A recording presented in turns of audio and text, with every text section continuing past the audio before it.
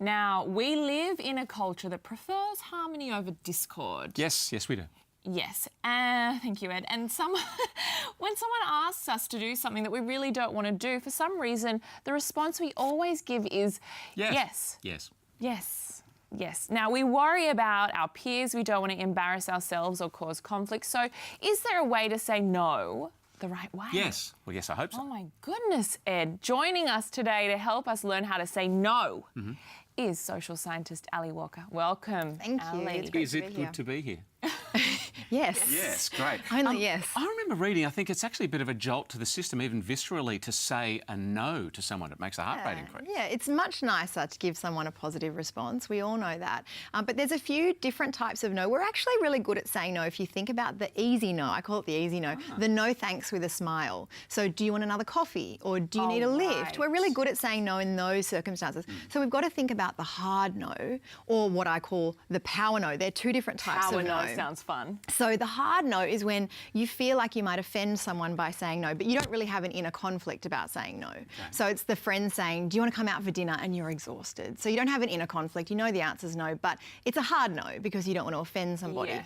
The power no is what I call, is when somebody has potentially power over you in the dynamic. So your boss or someone that you might like or have a crush on, and you just don't know what the right context is to say no to that person. So that's a power no. There's a bit of an inner conflict and there's a power dynamic going on. How do we do those no's? I've got to know.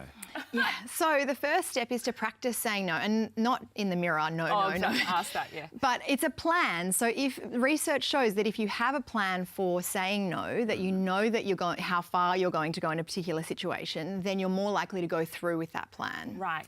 How do we say no nicely? Yeah, so the way I do it is to always thank the person for asking you. That's how you start off, and that's where you soften the no. So you start off with a positive. Thank you for thinking of me. Thank you for asking me. And that way you're not starting off with that hard, uncomfortable Yes, feeling, don't because wanna. it can be uncomfortable to Yeah. give someone a negative response straight off the bat. It's a sneak up on you, no.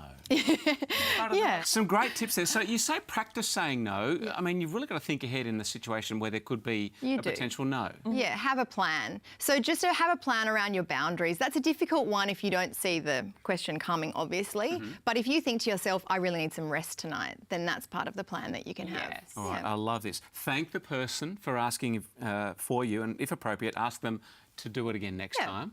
Great tip as well. And be kind but assertive. So it may be appropriate to give a reason if you feel comfortable doing that. Sometimes we can overshare without reason. Yes. And then you go down the rabbit hole and you're still going.